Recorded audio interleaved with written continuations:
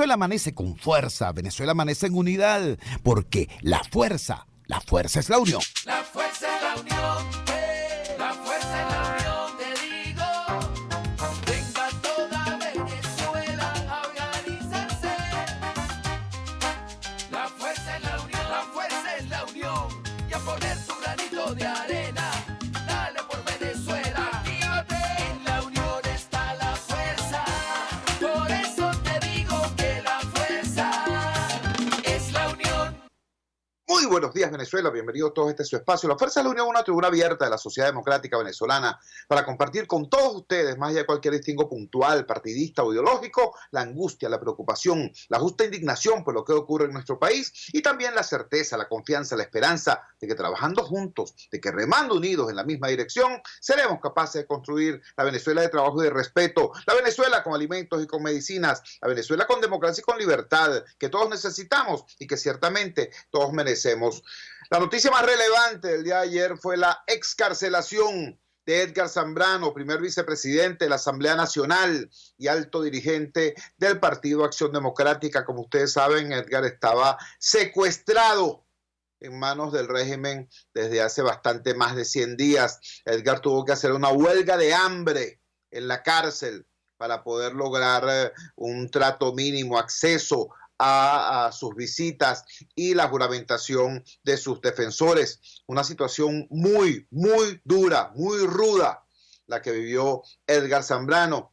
Yo debo lamentar que en el actual clima político que tenemos en el país, regresamos bruscamente a aquel clima de mayo del 2018, en el que los diversos agrupamientos en la oposición están más preocupados por caerse a golpes entre ellos que por enfrentar el adversario común que es el proyecto totalitario. Fíjense ustedes, en vez de estar hoy no celebrando, porque no hay nada que celebrar, por cierto, ni agradeciéndole ninguna cosa al gobierno, porque Edgar Zambrano y ninguno de los presos políticos venezolanos ha tenido que estar prisioneros jamás, porque no han violado ninguna ley, no han cometido ningún crimen, son presos de conciencia. Pero, repito, en vez de estar hoy, felicitando a Edgar por estar en la calle nuevamente al lado de su gente, al lado de su familia, al lado de su partido, en vez de eso, están circulando ya infoestrategias de los grupos para agredirse unos a otros. Incluso periodistas serios, o que el país tiene portales, cayeron en la siguiente trampa anoche, ¿no? Empezó a circular esto que decía así, supuestamente dicho por Edgar Zambrano: no sufro del síndrome de Estocolmo, no agradezco ni a mis secuestradores ni a ninguna pseudo oposición mi liberación. Esto es mentira. Esto es mentira. Las primeras palabras de Edgar Zambrano no fue para agredir a ningún sector de la oposición. No, las primeras palabras de Edgar Zambrano tras su excarcelación fueron para tres cosas esencialmente. Una, para reivindicar la palabra y la política como mecanismo para la resolución de los conflictos. En segundo lugar, para condenar expresamente la violencia. Y en tercer lugar, para rechazar lo que él llamó anoche los extremismos, las posturas radicalizadas in extremis, para citarlo textualmente. Pero, sin embargo, no voy a cometer yo la imprudencia de estar también citando a Edgar Zambrano, exponiéndome a hacerlo fuera de contexto. Por eso voy a compartir con ustedes de inmediato, en primer lugar, qué fue lo que sí dijo Edgar Zambrano acerca de las personas que estuvieron vinculadas con su proceso de excarcelación. Escuchen. Del país. Sentí la fuerza de la sociedad democrática. Por lo tanto, estoy lleno de fe, lleno de credo, lleno de esperanza, lleno de amor por mi país, lleno de pasión por mi país, y sigo siendo hoy más que nunca un político de oficio, un venezolano dedicado a la política, un venezolano dedicado a la lucha social, a la reivindicación del pueblo venezolano. Y de esa manera, mañana mismo estaré en mi partido en reunión con los dirigentes, con mi jefe político, el compañero Henry Ramos, recibiendo, digamos, lo que ha pasado en los últimos tiempos, en estos últimos 5 meses, para ponerme al día. Me reuniré con mis compañeros de la directiva de la Asamblea Nacional. Me reuniré con los compañeros que hoy estuvieron allá en la prisión. Timoteo, Claudio, Torrealba, todos los compañeros que estuvieron hoy a la disposición de ir a esperarme a la puerta de la prisión. De manera...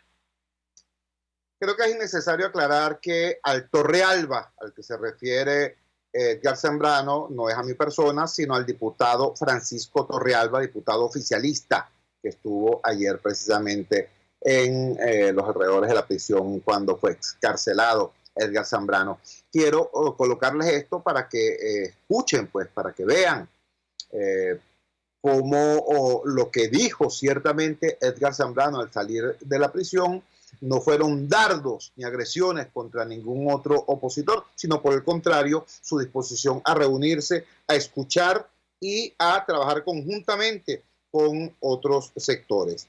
Vamos a escuchar ahora, Edgar anoche habló prácticamente 45 minutos, la hora docente, con los periodistas al llegar a su residencia. No tenemos tiempo acá para reproducir por completo esa declaración. Quiero compartir con ustedes un fragmento porque creo que lo que hizo anoche Edgar Zambrano fue dictar una cátedra de lo que es política democrática en Venezuela.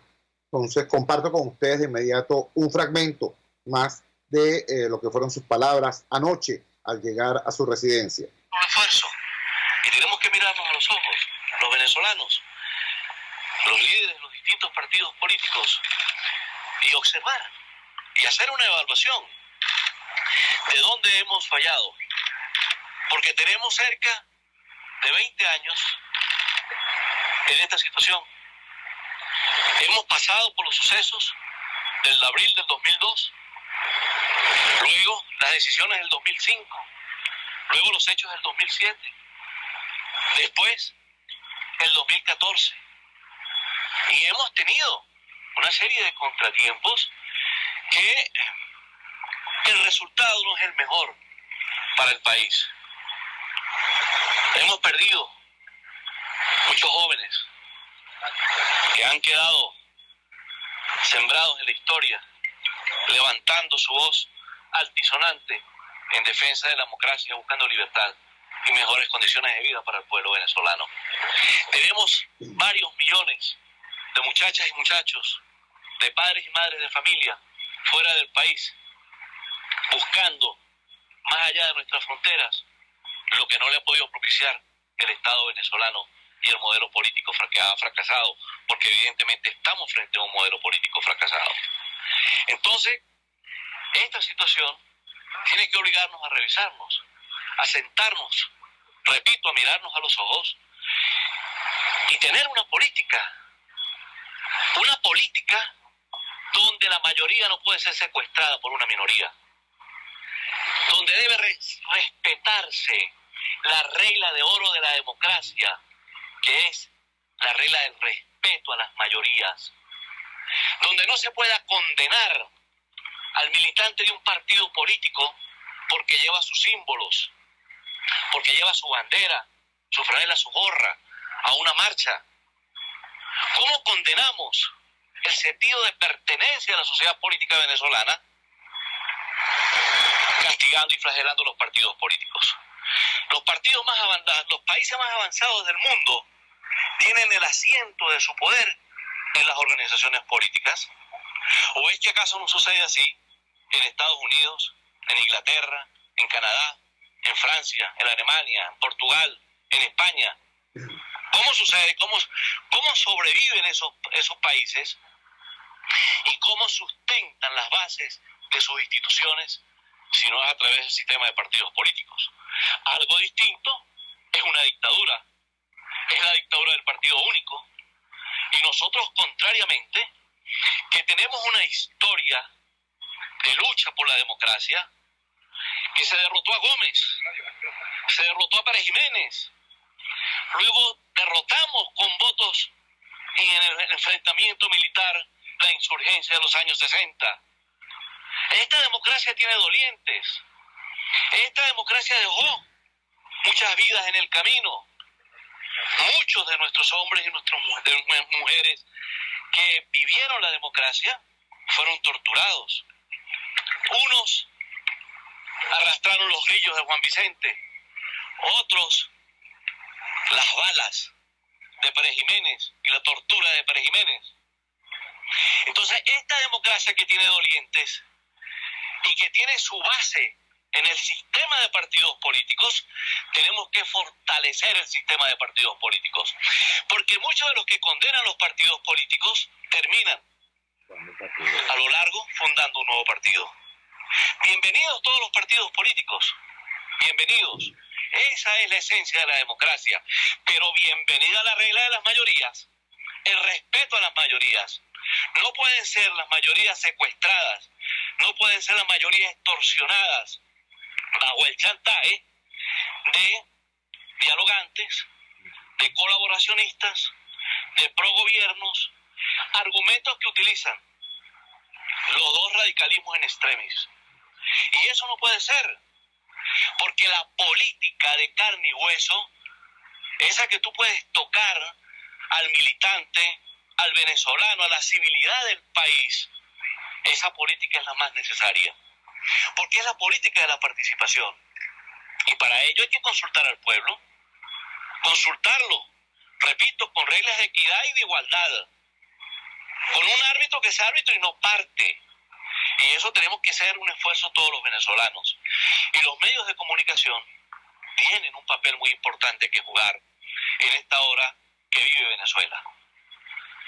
Los medios han sido históricamente parte de la Contraloría Social de la democracia, de la alternancia en el poder, de esos 40 años que no tienen absolutamente ningún desperdicio frente a la desgracia de estos 20 años que ha vivido Venezuela. Para el diputado que da el visto bueno a esta y se ha pretendido castigar tanto Acción Democrática y ACOPEI como los responsables de los males de los 40 años.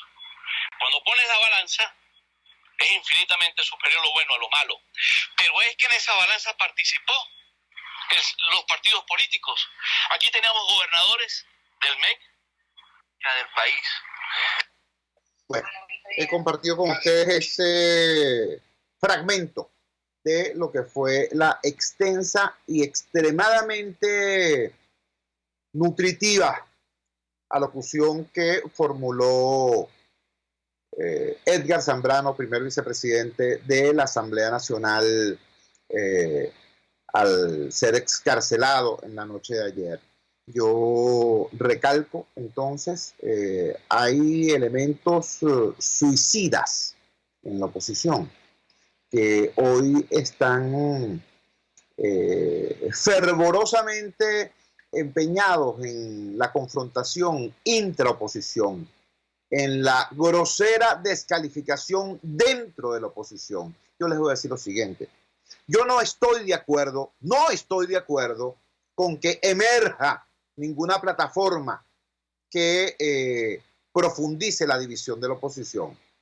Tampoco estoy de acuerdo con que ningún grupo de partidos, por importantes que pretenda ser, monopolice o secuestre la dirección opositora. No estoy de acuerdo ni con lo uno ni con lo otro. Yo creo que en este momento crucial de Venezuela, se impone que todos los actores de la oposición concerten una única estrategia. Todos.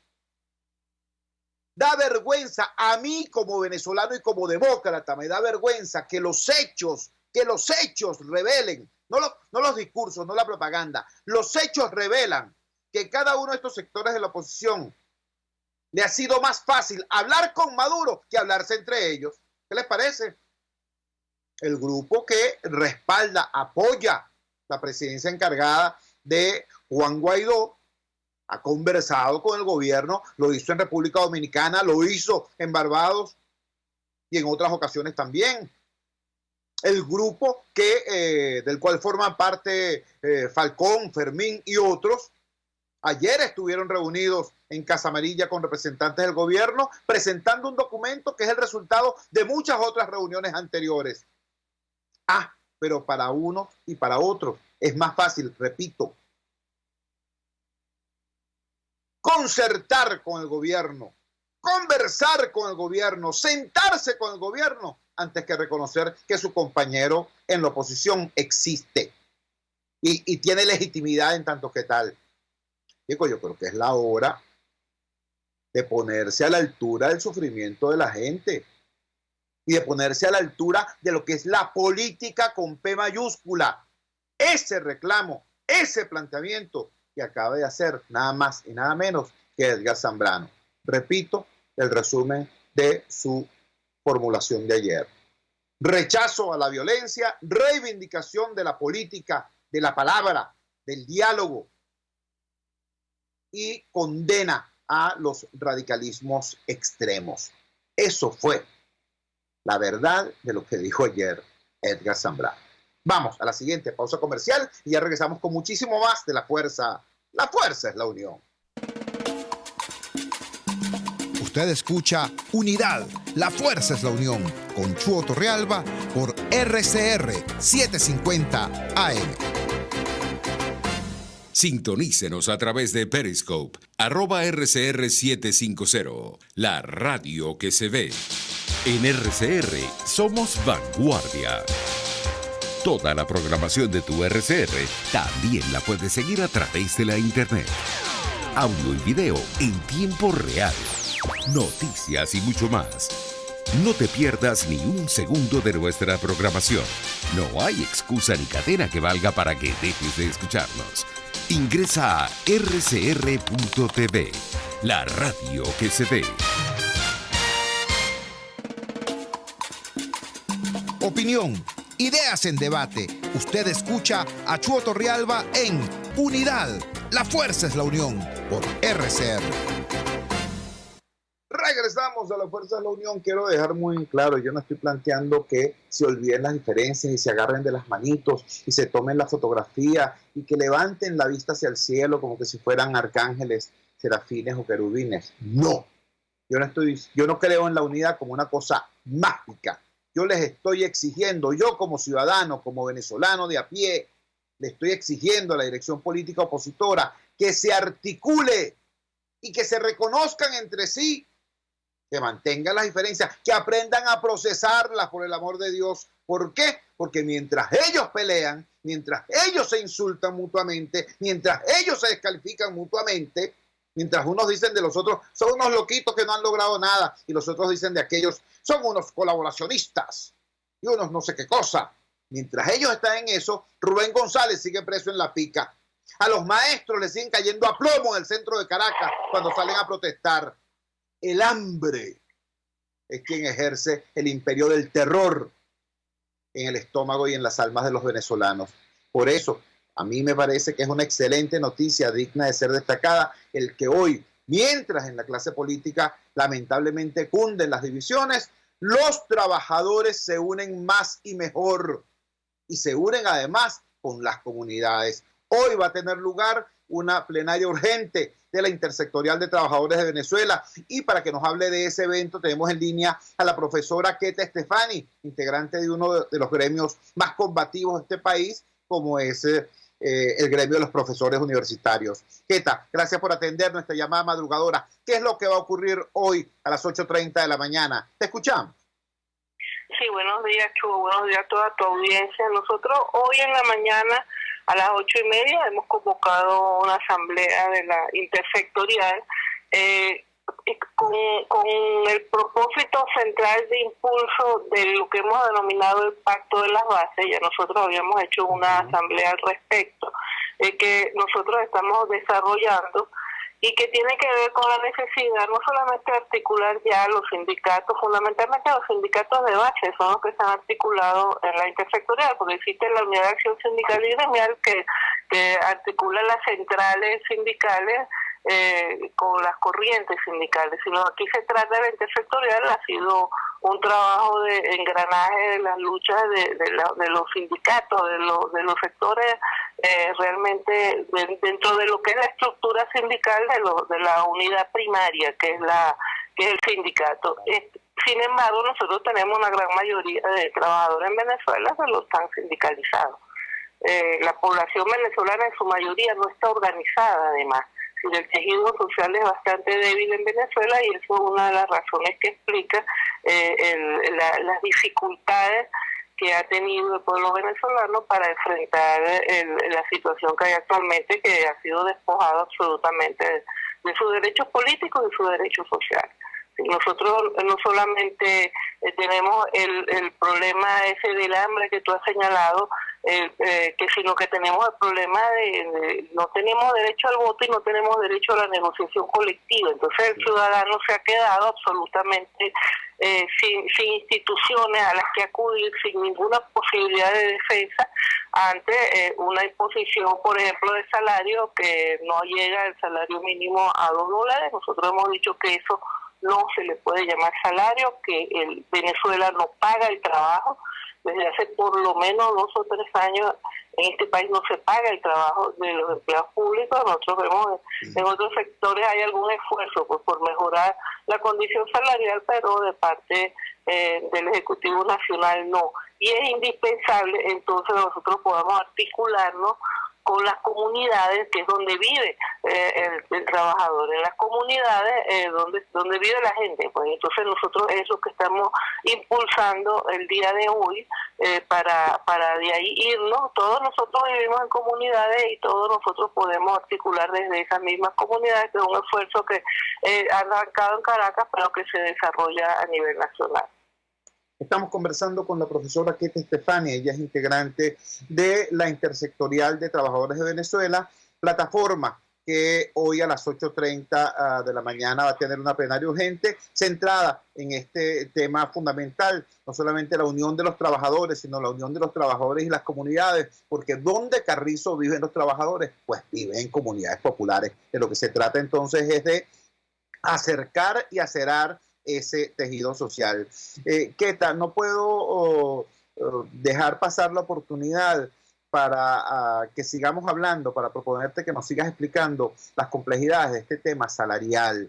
Se especula desde hace por lo menos 2 semanas, supuestamente era inminente que el gobierno aprobara un nuevo salario mínimo, mejor dicho, impusiera sin negociación alguna un nuevo salario mínimo. Y voceros vinculados al oficialismo especulaban sobre que ese nuevo salario mínimo estaría por el orden de los 400 o 500 mil bolívares mensuales. Resulta que de ser eso así, a la actual paridad, estaríamos hablando de un salario mínimo de unos $25, un poquito menos.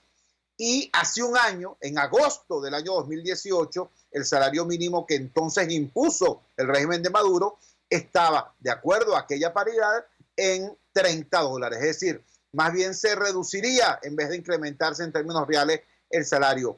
¿Qué es lo que está debatiendo la Intersectorial de Trabajadores a propósito de este tema crucial? ¿En qué consistiría hoy la lucha de los trabajadores cuando vemos que la hiperinflación prácticamente devora cualquier cifra? Sí, lo que ocurrió hace un año es que había una situación más o menos similar a aquella ahorita con el salario mínimo y se produce ese ajuste a $30, equivalente a $30, que fue lo que justificó la liquidación de la negociación colectiva. Ese fue el propósito. Es decir,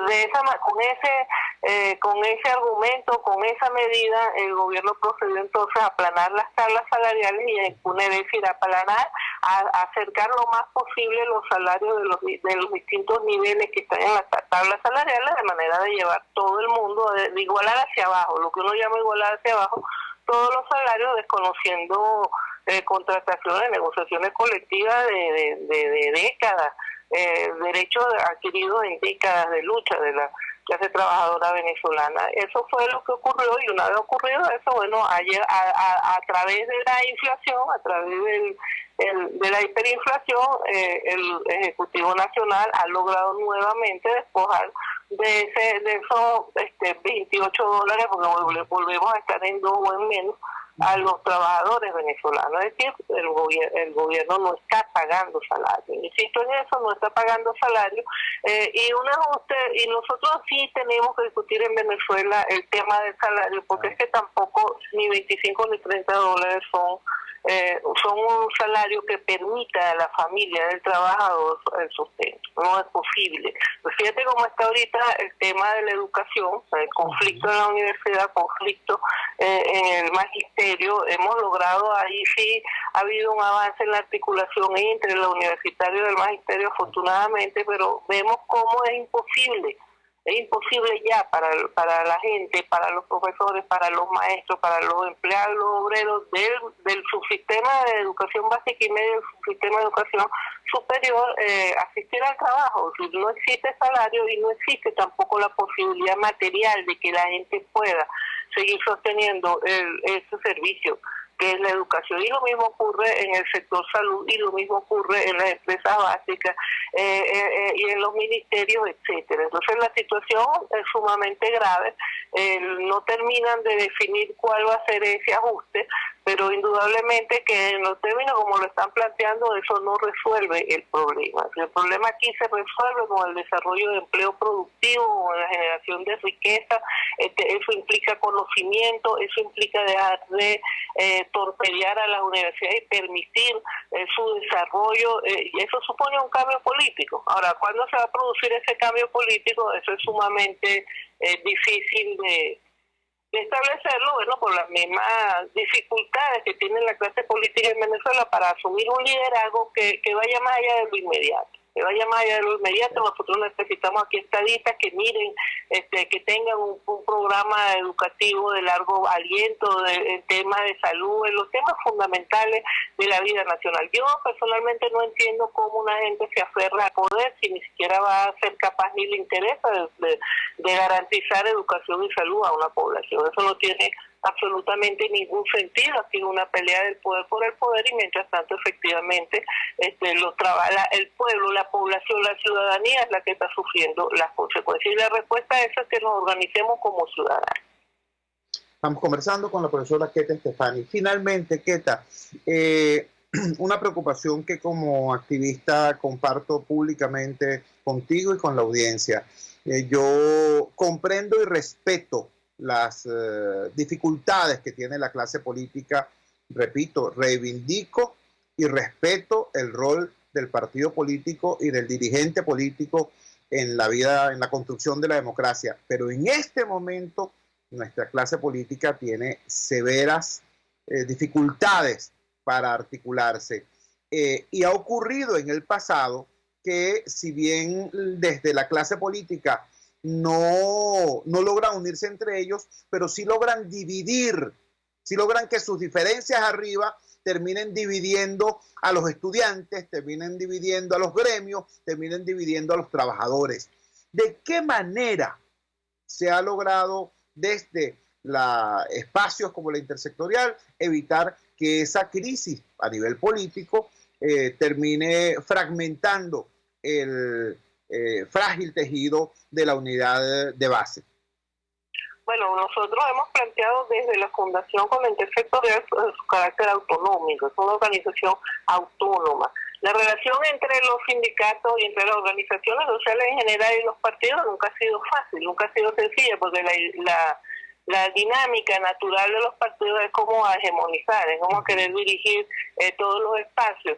Sin embargo, en el caso de la intersectorial, eso nosotros lo hemos planteado, defendiendo a la vez la libertad política de cada dirigente. Es decir, nosotros no estamos negados, y de hecho es así, a la militancia política de ningún dirigente. Ese es el problema de cada quien, y eso se tiene que respetar. Tú tienes que respetar la ideología, la militancia política del que la tenga, y la ideología y la no militancia política pues del que no milita en partido. Eso es lo que nosotros hacemos. A veces es difícil cuando un partido intenta o un sector intenta que la política de su partido sea la que dirija una organización, ahí no es aceptado, pues, y se le hace muy difícil y bueno, terminan yéndose, pero en términos generales ahí se ha logrado que se respete eso y que las discusiones y las decisiones se hagan así en eventos como el que vamos a tener hoy en asamblea con todos los participantes, están invitados todos. La intersectorial es una organización horizontal en donde el sindicato, el dirigente que quiere participar participa y participa de la discusión y participa de la decisión, y eso es lo que nosotros hemos hecho. Nosotros tenemos que fortalecer ese carácter autónomo del sindicalismo venezolano. El sindicalismo también está bastante debilitado, está bastante dividido, y bueno, la intersectorial es un intento de unirlo por debajo, a la vez sin abandonar los intentos de articular por arriba también, que es importante, que es fundamental. Nosotros estamos haciendo eso porque para el desarrollo de la lucha, de la movilización, es fundamental que nosotros podamos articularnos por debajo, y si tú pones eso por encima de cualquier otra consideración de diferencias políticas o de competencia entre partidos, si puedes lograr el resultado, pero se tiene que poner por delante eso, que es el objetivo común. Si tú no tienes objetivos claros en política, lo que andas haciendo es lo que tú dices, va a terminar los partidos compitiendo, pero ya todo el mundo dividiéndose porque la lucha es por el poder. Entonces, si hay un objetivo que tiene que ver con las necesidades de la nación, con las necesidades de la población, es distinto porque tú lo pones por encima. Eso es lo que nosotros hemos hecho en la intersectorial. Queta, te agradecemos profundamente que nos hayas regalado estos minutos esta madrugada del miércoles 18 de septiembre. Un gran abrazo y nos vemos en la asamblea. No, muchas gracias, Chuy. Queta Estefani, integrante de uno de los gremios más combativos de este país, como es el gremio de los profesores universitarios, integrante. Ella es una de las fundadoras, una de las arquitectas de la Intersectorial de Trabajadores de Venezuela, anunciándonos que hoy tendrán una plenaria urgente para debatir no solamente el tema de los trabajadores, no solamente el tema salarial, no solamente el tema de la autonomía sindical, sino este tema crucial que es el pacto de las bases, que es la unión horizontal de trabajadores organizados y de comunidades populares. Eso es muy importante, más importante que los chismes de los corrillos politiqueros. Vamos a la siguiente pausa comercial y ya regresamos con muchísimo más de La Fuerza. La fuerza es la unión. Les estamos presentando Unidad. La fuerza es la unión. Solo por RCR 750 AM. Puedes seguirnos en nuestras redes sociales. En Twitter, @RCR750. La radio que se ve. Ellos sí que no saben nada. Y así nos va. El espacio donde se tocan los temas más candentes de interés político y nacional. Y así nos va. En este programa, la picardía y el humor inteligente son los protagonistas. Pura cabilla. Lara y Hernández descosen y revelan los secretos más oscuros del acontecer político. Y así nos va. De lunes a viernes a las 4 de la tarde. Por RCR 750 AM. RCR 750 AM. Porque lo bueno une.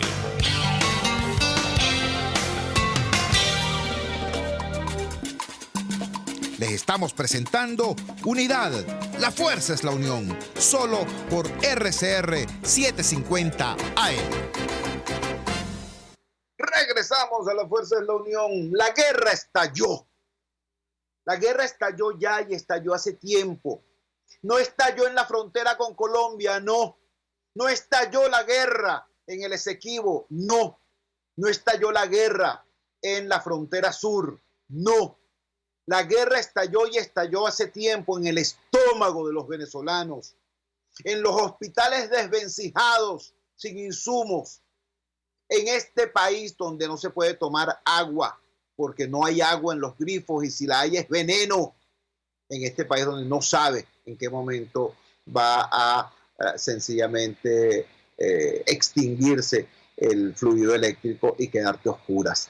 Esa es la guerra que confronta de verdad y desde hace tiempo la inmensa mayoría de los venezolanos, mientras hay un sector que, como decía la profesora Queta Estefani, están en una dinámica legítima, quizá, la lucha por el poder, mientras están luchando por el poder, están de espaldas a una emergencia humanitaria compleja que está a punto de transformarse en catástrofe humanitaria.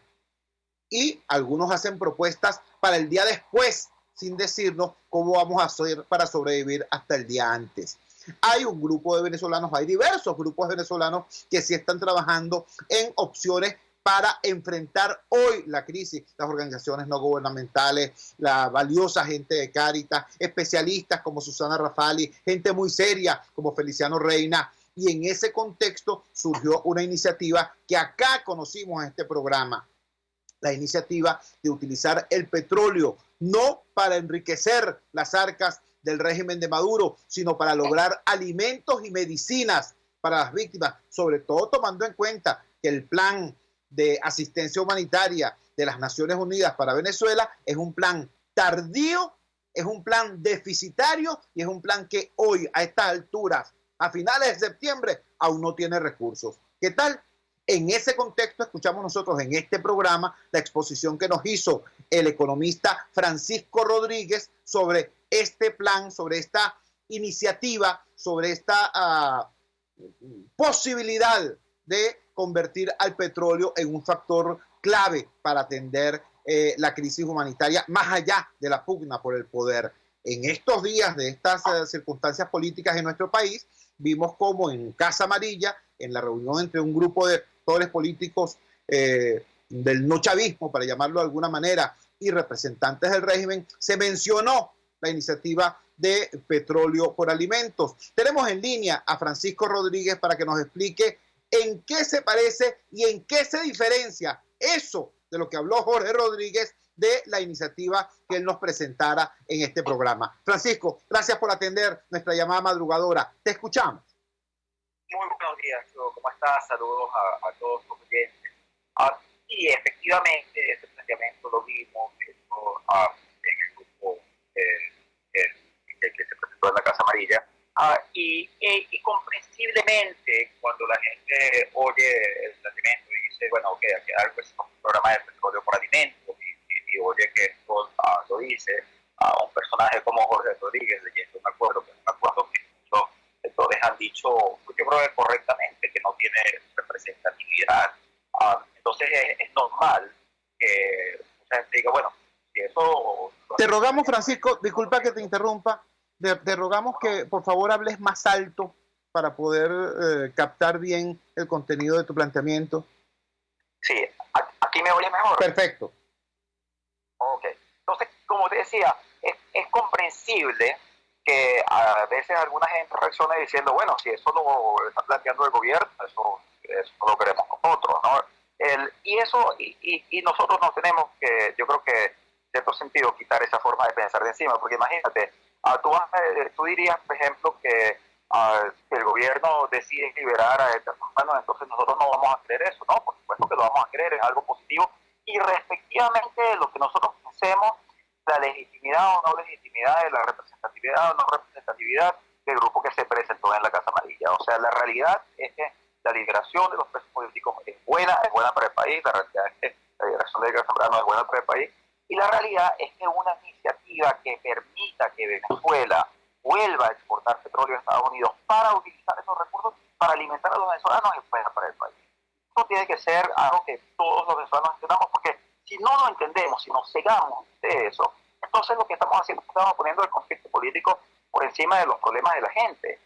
Y la realidad es que los problemas de la gente son urgentes. Como tú dijiste, el país está viviendo una guerra, pero una guerra en la que los venezolanos sencillamente se están quedando sin la capacidad de sobrevivir. No hay el colapso que hay en este momento en la disponibilidad de alimentos en Venezuela es brutal. Además, un colapso que en parte está escondido por unas burbujas que hay, una burbuja en Caracas donde los sectores que tienen dólares pueden comprar productos con esos ingresos en dólares en ciertos lugares, y eso crea una situación de abundancia. Pero al mismo tiempo tú en el interior venezolano, en los sectores rurales, tienes un desplome total donde ya no están llegando ni los alimentos del gobierno, ni los alimentos, ni se están produciendo. Entonces nosotros estamos en riesgo de algo verdaderamente grave aquí que hay que atacar con responsabilidad. Lo que nosotros hemos estado haciendo en el grupo que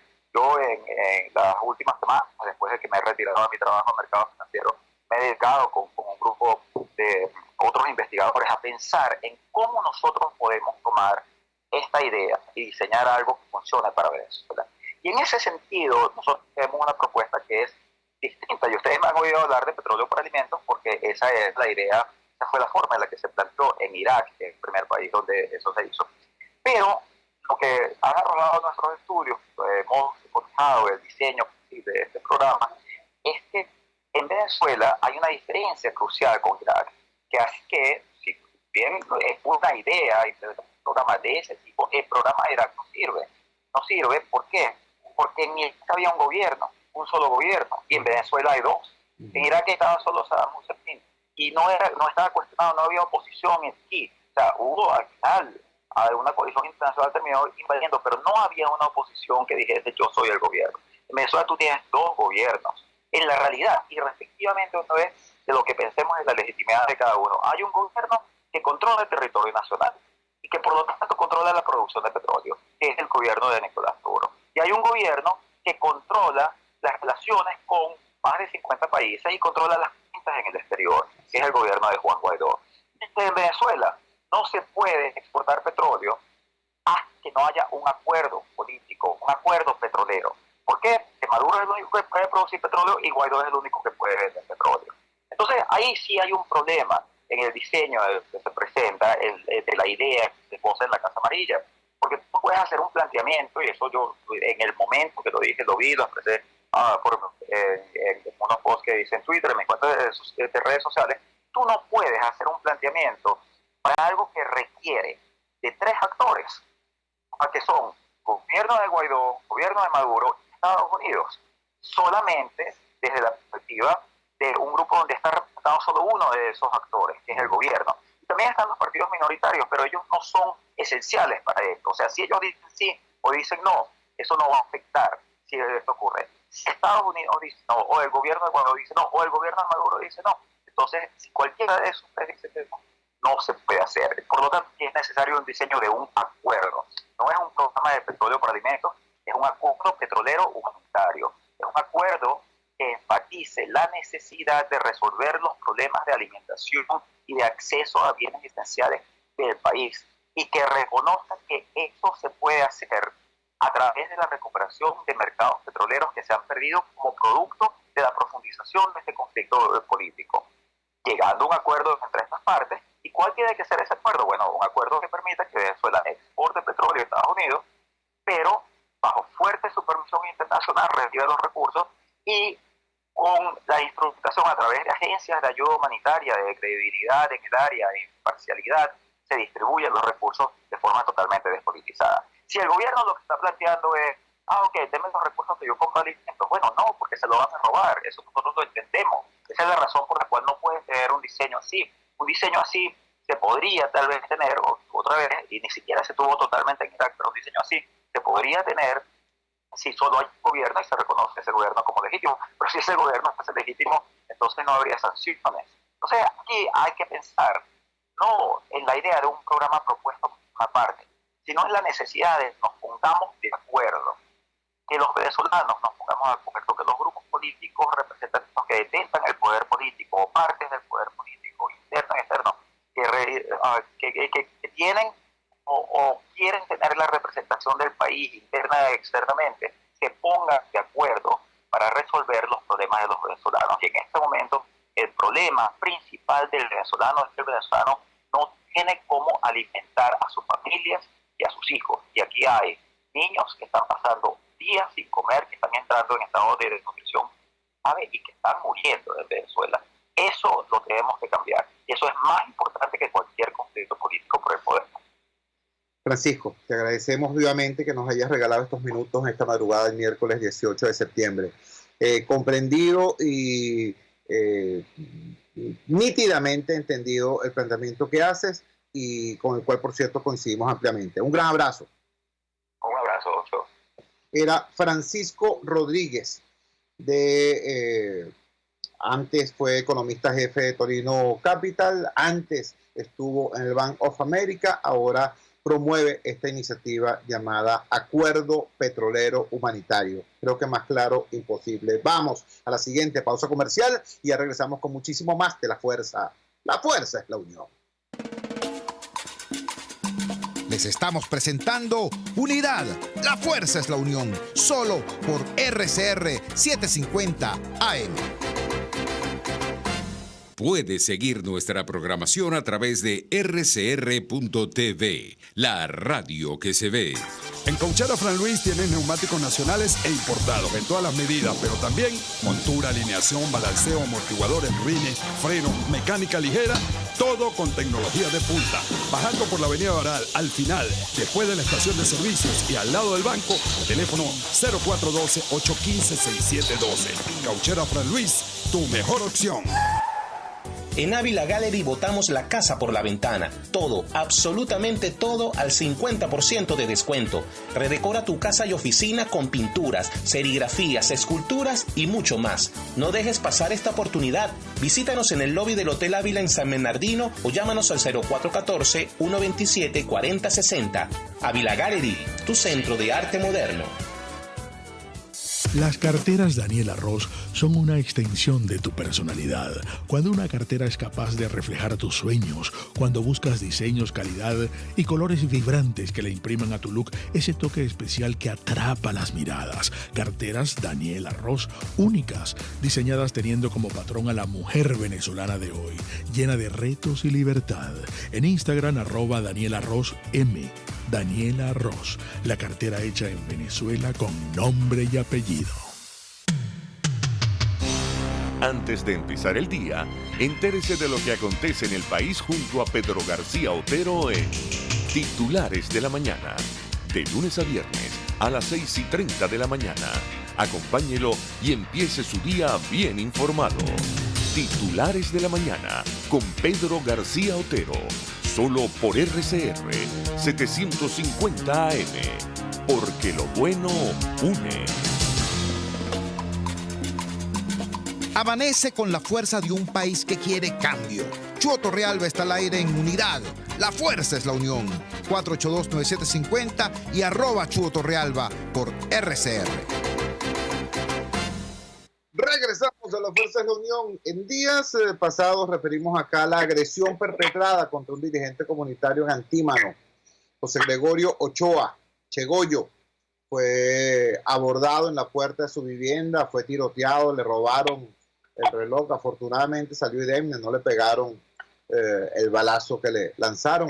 Pero bueno, esa es la situación que están enfrentando los dirigentes populares, los dirigentes comunitarios. También referimos el acoso de los grupos irregulares paramilitares contra Manuel Mir, dirigente comunitario del 23 de enero. Pero no crean que esto ocurre, que esta agresión a los líderes comunitarios ocurre únicamente en el oeste caraqueño o en los sectores populares. Resulta que en Prados del Este, resulta que en Baruta tenemos también una situación extremadamente compleja. Xiomara Escobino es una activista ciudadana que tiene muchísimos años haciendo trabajo social, construyendo capital social y además une a su vocación de ciudadana activa su condición profesional como arquitecta. Entonces ha habido una sinergia importante allí. Xiomara Escobino está siendo objeto de agresiones y la tenemos en línea en este momento. Xiomara, gracias por atender nuestra llamada madrugadora. ¿Qué es lo que está ocurriendo allá en Baruta? Te escuchamos. Gracias, buenos días, Chu. Mira, bueno, en realidad yo creo que es lamentable pues que tuve pues el rol del Consejo Municipal, porque en vez de asistir pues a los ciudadanos para la participación, como lo establece la Ley Orgánica del Poder Público Municipal, que ellos tienen que escucharnos porque son la voz del ciudadano electa para eso, y en vez de ellos promover la participación, facilitar con todos los recursos que tengan a su mano, pues en esta oportunidad fue al revés. Pues yo, como dices tú, trabajadora comunitaria, que busco información haciendo Contraloría Social y que es mi deber, además, desde el rol que estoy ejerciendo desde hace años en la comunidad y en Baruta, Entonces, eso se considera como una ofensa, eso se considera como algo desafiante. Y pues he sido muy maltratada, fui muy maltratada en una interpelación. Fui citada además por haber hecho algún comentario en un chat con la presidenta del Consejo Municipal, Georgette Palián, y donde todos los vecinos, o sea, los representantes vecinales que ella nos invitó a participar en ese chat, pensábamos que era pues para interactuar como corresponde institucionalmente. Entonces, fui objeto de un amedrentamiento con una citación por un comentario que hice, que ha debido más bien aclararme lo que yo había dicho, y en vez de aclarar o informar, lo que hizo fue que me citó a comparecer, pues, ¿no? Y en unos términos. Fui porque me advirtieron, si usted no va, usted va a las sanciones, no sé qué. Yo fui pues con mi abogado, pero eso fue de verdad un circo romano, porque desde que empezó la fulana interpelación, que me habían dicho que era una invitación a conversar, y después terminé siendo interpelada durante 4 horas. En esas 4 horas me dieron 2 derechos de palabra durante 3 minutos cada uno, pero no fue para responder preguntas de contenido, para aclarar situaciones, sino fue para insultarme, para dejarme, para amenazarme. Se me dijo ahí, entre todo lo que se me dijo que vergüenza, que yo daba pena, que quién era yo, que de dónde había salido. Bueno, hasta una concejal me dijo, y todo esto está grabado, o sea, por si acaso alguien duda, todo está grabado. Me dijo que yo daba vergüenza, que pobre de la mujer de servicio que trabajara en mi casa, porque seguramente yo era esclavista, que si yo era, que usted es doctora, usted es licenciada, porque no sé qué, o sea, metiéndose en asuntos personales que era para herirme, para apabullarme. Y después de que se me dijo todo lo que se me dijo, entonces, claro, me amenazaron de cárcel, de que me iban a inhabilitar. Después de todo esto que me dijo pues la presidenta del Consejo Municipal, entonces me dijo que ellos podían dejar eso así, no pasarme a fiscalía, porque aprobaron todo por unanimidad, como si tuvieran competencia en materia penal, que me iban a mandar a fiscalía. Llevaron a alguien ahí de la gobernación, algo de paz, no sé qué cosa de paz, y el señor de la paz dijo que sí, que me llevaran a fiscalía. Entonces, después de todo eso me dijeron que me iban a dar, como que dice, el chance, pues, que si yo pedía perdón, iban a dejar todo así. Y entonces después dijo Georgette, bueno, perdón no, porque el perdón se le pide a Dios, pero discúlpese. Y si usted se disculpa, dejamos esto hasta aquí. Entonces yo digo, bueno, pero ¿qué tan consistente eran todas esas acusaciones si yo pido disculpas? O sea, si me arrodillo, dejan eso así. Entonces yo creo que de verdad hay una desviación del rol del Consejo Municipal, porque se quiere hacer gestión del Ejecutivo desde el Legislativo. Entonces, si uno se porta bien, le mandan al señor de Corpoelec para que le repare los postes, pero si no te porta bien, no hay postes. Entonces, Prado del Este, porque yo digo alguna cosa, porque yo hago Contraloría Social, entonces Prado del Este tiene los postes apagados. Y cosas así, o sea, yo creo que debe haber sensatez. Nosotros debemos sentarnos a revisar, pues, para empezar a leer la Constitución, porque se me violaron todos mis derechos humanos, constitucionales, el derecho a la defensa, aquí no hay libertad de expresión. Se ponen a decir, por ejemplo, que aquí manda el pueblo, que el empoderamiento del ciudadano, pero eso sí, si uno abre la boca o hace lo que no es, según ellos, lo que no es, entonces ya tienes tu castigo. Como dijo Georgette cuando empezó la sesión, quiero una sanción ejemplarizante para que aquí en Baruta no vuelva a suceder esto, que la gente escribe y no trae las pruebas. Digo, pero bueno, si uno en un chat lo que está diciendo, mira, ¿qué es lo que pasa con la ordenanza de las Mercedes? La ordenanza de las Mercedes le aprobaron 5 pisos más ahorita las parcelas, y yo pregunté, bueno, ¿qué nos va a explicar la ordenanza de las Mercedes? Pero entonces, en vez de darle explicaciones al ciudadano de una ordenanza que fue aprobada sin consulta ciudadana y consulta pública que establece la ley, entonces yo voy para el patíbulo. Entonces, esas cosas yo creo que deben revisarse, porque los ciudadanos, si nos invitan a participar, es a eso. Así es. Lamentablemente, Xiomara, se nos acabó el tiempo. Te agradecemos muchísimo que nos hayas regalado estos minutos y que hayas hecho esta denuncia desde esta humilde tribuna. Vamos a seguir con mucha atención todo esto. Era Xiomara Escovino, dirigente comunitaria del municipio de Baruta, concretamente Prados del Este, objeto de esta persecución, acoso e intento de linchamiento institucional por parte de unos concejales coleados, porque esos tipos del PSUV están allí coleados. Llegaron a esos puestos gracias a la división opositora y no porque sean mayoría en esa comunidad. Hay que decírselo así de claro, porque esa es la realidad. Trabajamos para ustedes en la dirección general de la emisora, Jaime Nestares. Al frente de los controles estuvo César Arteaga. Ahora para ustedes, este es su amigo, comunicador popular, activista social, ciudadano en lucha por la democracia y por la libertad, Jesús Chuo Torrealba. Ahora más que nunca, fuerza, Venezuela, porque la fuerza es la unión. RCR presentó Unidad, la fuerza es la unión, con Chuo Torrealba, solo por RCR 750 AM.